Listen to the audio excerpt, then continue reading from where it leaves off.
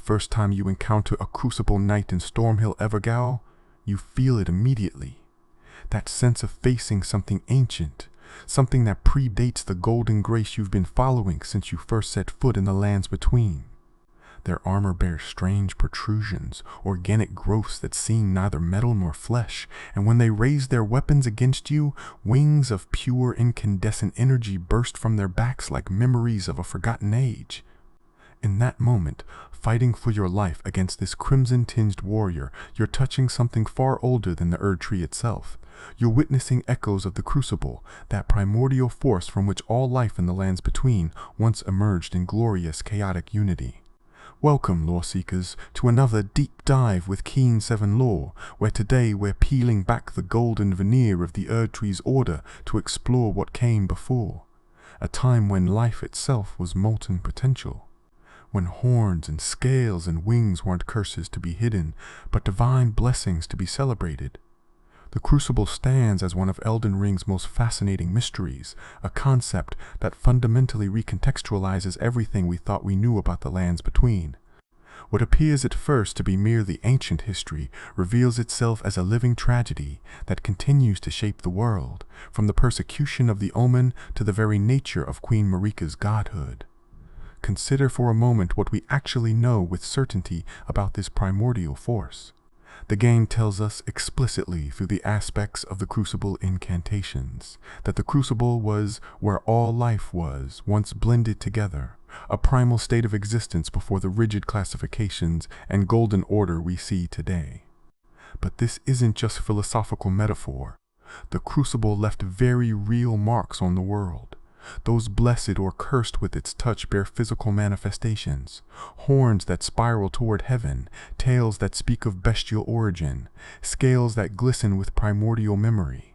The Crucible Knights themselves embody this ancient power, their incantations drawing upon what the game calls the primordial vital energies of the Erdtree's previous form. Yes, you heard that correctly. The Erdtree. That golden symbol of order and grace that dominates the lands between, was once the Crucible itself. This transformation from chaos to order, from blended life to rigid hierarchy, forms the backbone of Elden Ring's deepest tragedy. The Gilded Greatshield tells us directly that in the age of the Erdtree, the Crucible became a pustule, the object of untold revulsion. Something that was once considered sacred became abhorrent, and those who bore its marks transformed from blessed to cursed overnight, or perhaps over centuries of gradual cultural shift orchestrated by those in power. But let me take you deeper into what the Crucible actually was, beyond the poetic descriptions and into the visceral reality of primordial life. Picture a time before the Erdtree's golden canopy, before the rigid categories of human, demigod, and beast. The Crucible was life in its rawest form, a churning blend of all possibilities, where evolution happened not over millennia, but in moments of divine inspiration. The Crucible Knot Talisman speaks of this with haunting clarity, describing how this primordial matter could produce, tangled and malformed, growths that were nonetheless considered sacred. This wasn't corruption or mistake. This was creation without boundaries, divinity without discrimination. The red-tinged gold that characterizes Crucible power offers our first major clue about its nature. The Gilded Greatshield reveals something profound. Red is the color of homeward yearning. But yearning for what home? Not the Erdtree's ordered realm, surely. This red gold speaks to something deeper, older, perhaps the very origin point of life itself. When we see this coloration in the ancient gold of Crucible Knight armor, in the blood of the Omen, in the wings of energy that burst from Siluria's shoulders, we're seeing life yearning to return to its primordial state of unlimited potential. The shadow of the Erdtree expansion finally pulled back the veil on one of the Crucible's greatest mysteries, who actually worshipped it. And what did that worship look like? Enter the Hornsent, a civilization that built their entire culture around venerating the Crucible's chaotic divinity. The Hornsent Grandam speaks with the weight of ancient memory when she describes how horns were seen as divine protrusions, signs that the crucible had touched and blessed an individual. These people didn't hide their horns in shame or cut them from their children's skulls as would later become common practice. They celebrated them, built towering spirals in architectural homage to them, created an entire society where the mark of the crucible meant elevation, not degradation. Walking through Belorat, the tower settlement of the Hornsent, you can still feel the weight of their devotion. Every spiral staircase echoes the sacred geometry of horns. Every ceremonial jar speaks to their attempts to recreate the crucible's blending of life. And here we must confront one of Elden Ring's darkest revelations, the jar rituals. The Hornsent, in their zealous worship of blended life, forced this divine conjunction upon others.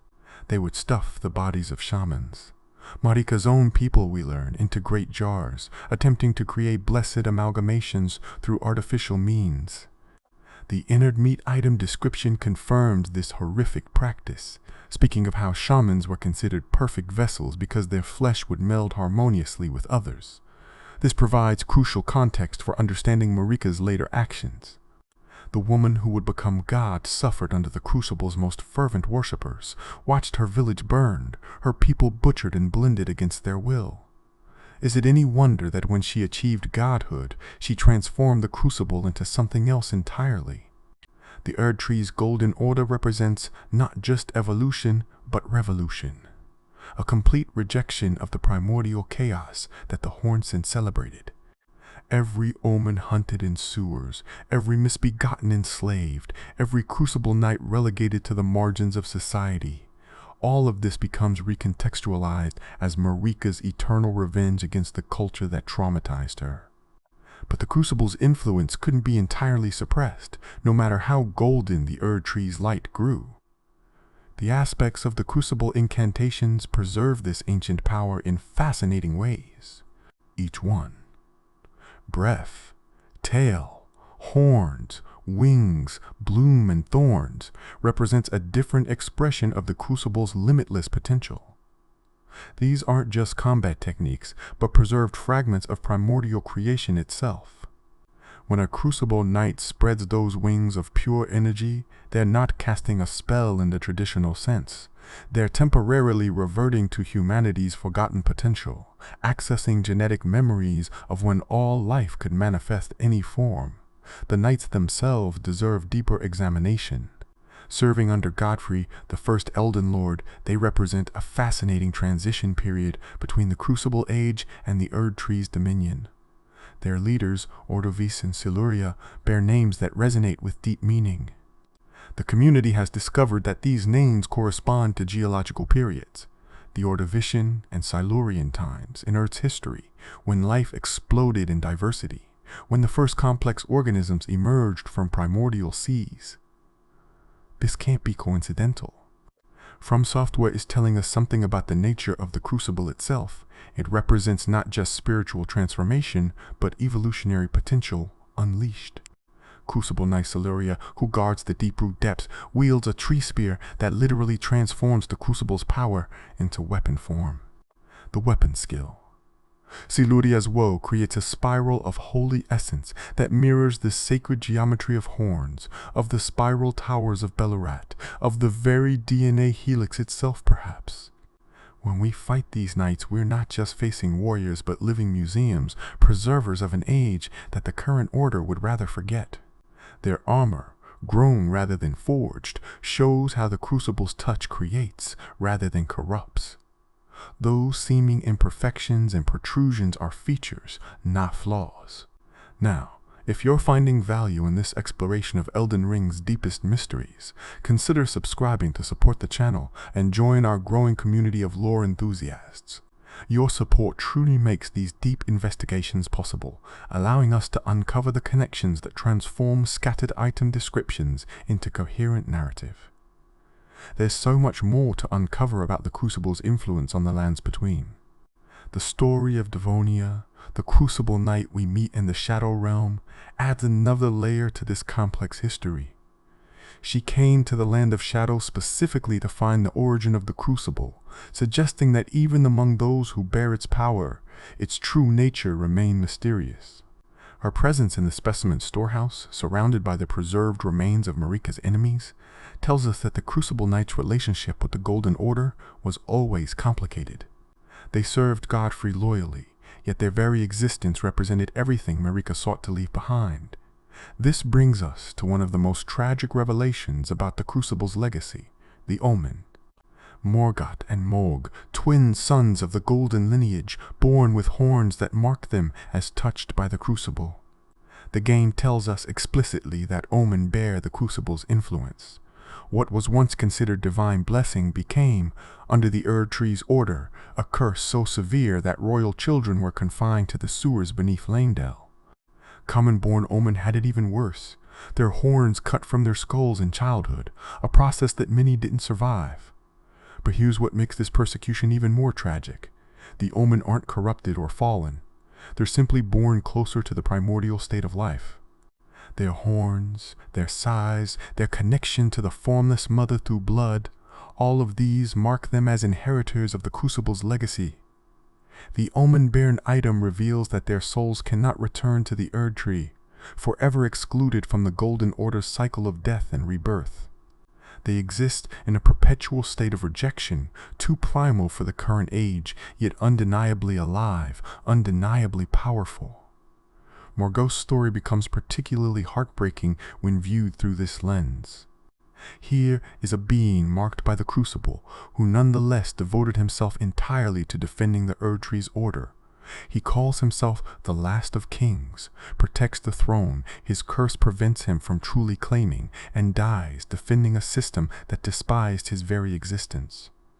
The blood flame he wields, that connection to the Formless Mother, represents the old powers he could have embraced, but chose to reject in favor of a grace that would never truly accept him. His twin Mohg took the opposite path, embracing the Formless Mother and the blood that marked him as other.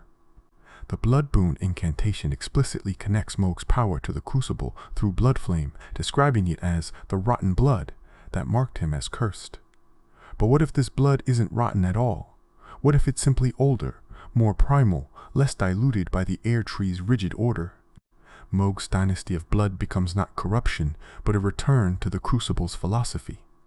Life blending with life, power flowing freely between beings, transformation without moral judgment. The transformation from Crucible to Erdtree wasn't instantaneous.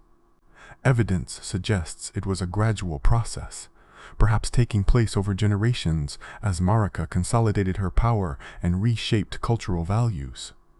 The Crucible axe armor set tells us that as the Erdtree's age advanced, the Crucible's power became increasingly reviled.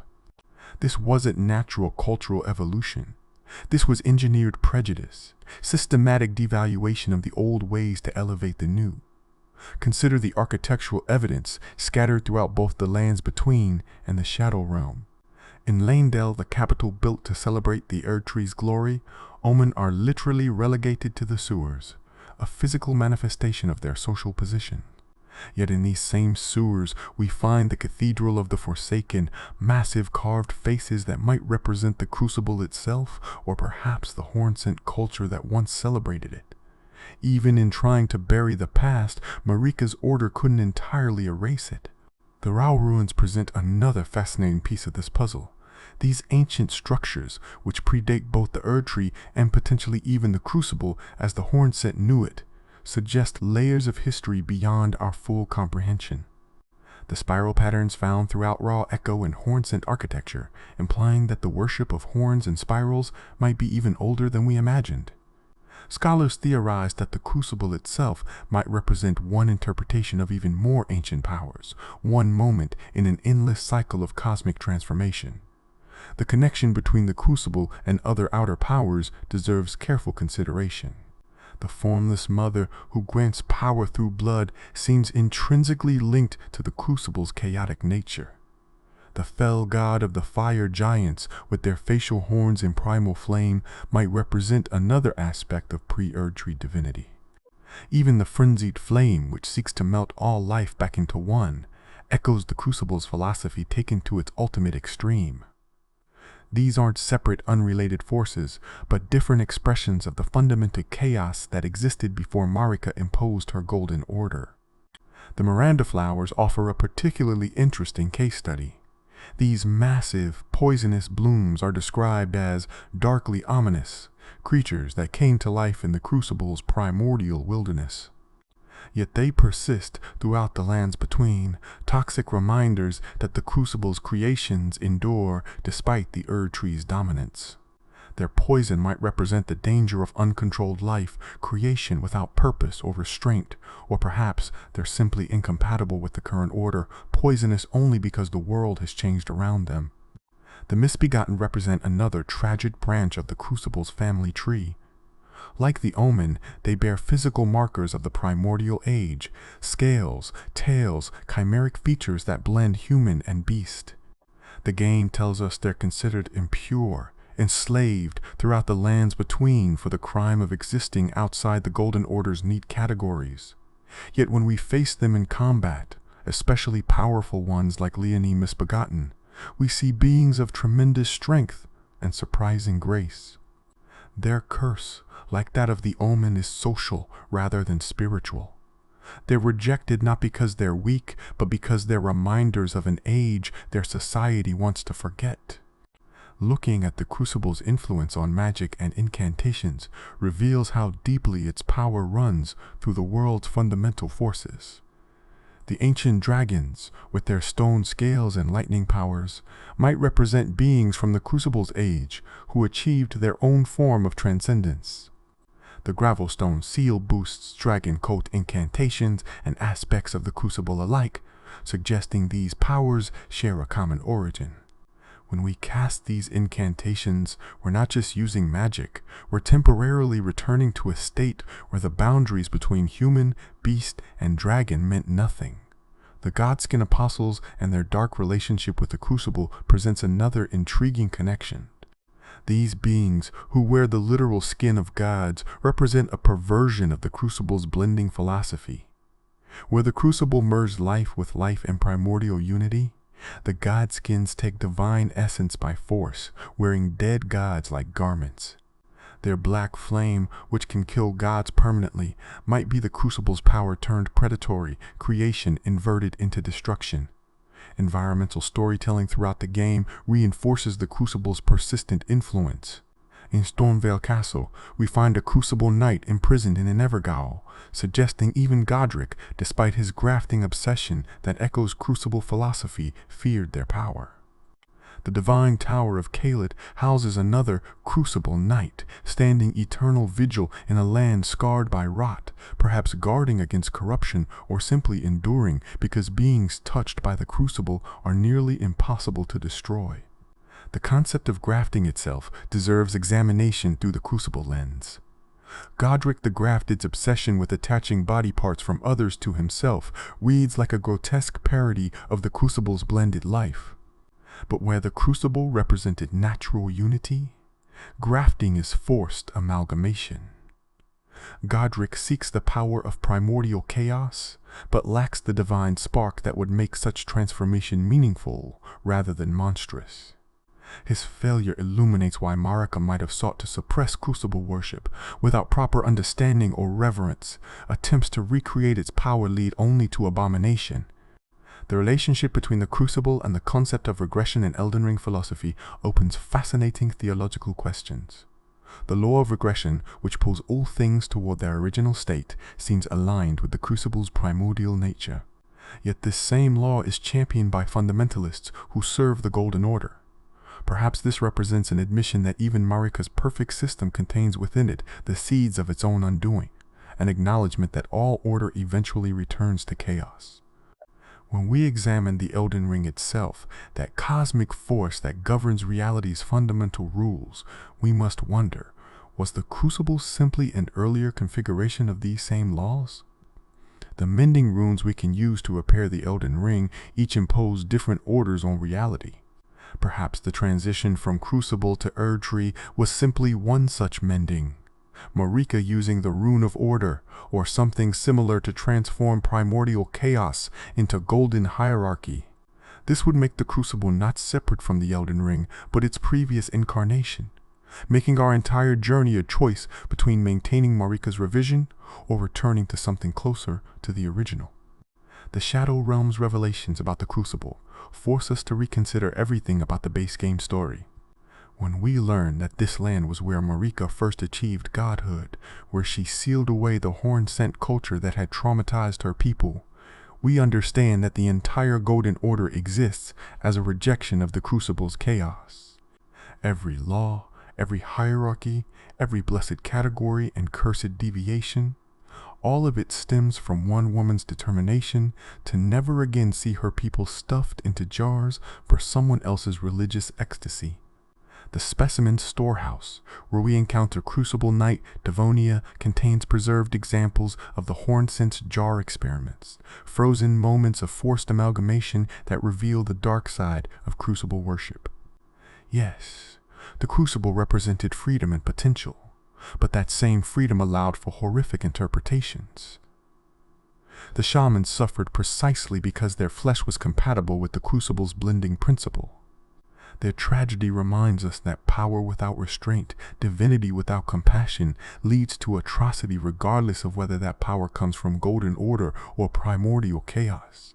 Yet even understanding the justification for Marika's revenge, we cannot ignore the tragedy of what was lost. The Crucible represented infinite possibility, evolution unconstrained, life finding its own path rather than following predetermined golden roads. Every Omen child born with horns carries that potential within them. Every Crucible Knight who spreads wings of pure energy demonstrates what humanity could have been. The Misbegotten with their scales, the Miranda flowers with their toxic beauty, even the grafted monstrosities, all echo a time when life itself was art, constantly creating and recreating itself in forms limited only by imagination. The Crucible Feather Talisman and Crucible Scale Talisman reduced damage from critical hits and backstabs respectively, but more importantly, they represent the defensive power of accepting one's primordial nature. Those who embrace the Crucible's touch become harder to kill through conventional means. This isn't just game mechanics but philosophy. Beings connected to the Crucible exist partially outside the current Order's rules, making them resistant to its methods of destruction. As we near the end of this investigation, we must address the ultimate question. What was the Crucible's true purpose? The answer might be that it had no purpose, and that was exactly the point. The Crucible existed before purpose, before meaning was imposed from above. It was existence itself in its rawest form, constantly creating because creation is what life does. The Erdtree imposed purpose, meaning, hierarchy, but at the cost of possibility. Under the Crucible, an Omen could have been king. A Misbegotten could have achieved godhood. The very categories that define the Golden Order's world wouldn't have existed to limit anyone's potential. This philosophical conflict extends to the game's various endings. When we choose to become Elden Lord under different mending runes, we're essentially choosing how much of the Crucible's chaos to allow back into the world.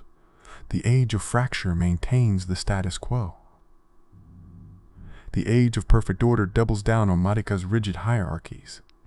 But the Age of the Duskborn, with its integration of those who live in death, or the Age of Despair under the Dung Eater's curse, both represent returns to states where the boundaries between life and death, blessed and cursed, begin to blur again.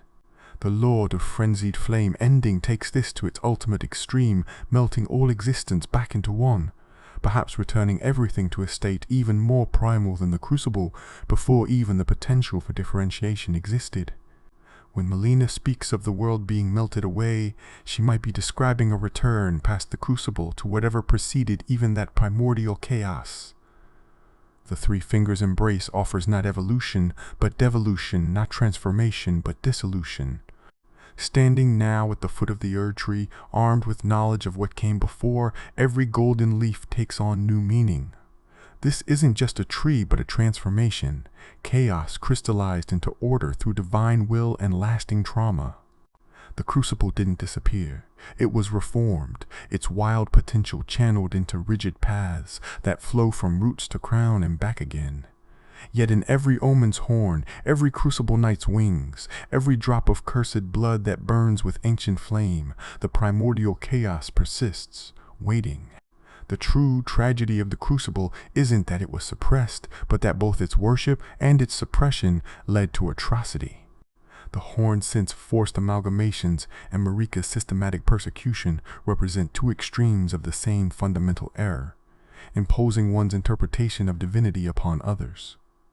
The Crucible at its purest was about choice, possibility, the freedom for life to become whatever it might become. Both those who worshipped it and she who transformed it forgot this essential truth in their zealousness to control its power. Perhaps this is why beings like the Crucible Knights endure, neither fully accepted nor entirely rejected by any age. They represent not the Crucible as it was worshipped or as it was suppressed, but as it simply was. Power without judgment, transformation without moral weight, existence in its most honest form. Their presence throughout both the lands between and the Shadow Realm suggests that no matter how golden the age or how perfect the order, the primordial persists. It cannot be destroyed, only transformed, and every transformation carries within it the seeds of its own eventual return to chaos. In the end, the Crucible's origin was the origin of life itself in the lands between, that first moment when existence achieved consciousness and began to shape itself. Its purpose was to have no purpose beyond existence, creation, transformation, life living itself into ever new forms. The Erdtree's golden age represents one possible evolution of that primordial force, but the presence of Omen, Misbegotten, Crucible Knights, and countless other echoes of the ancient world remind us that order is temporary. Chaos is patient.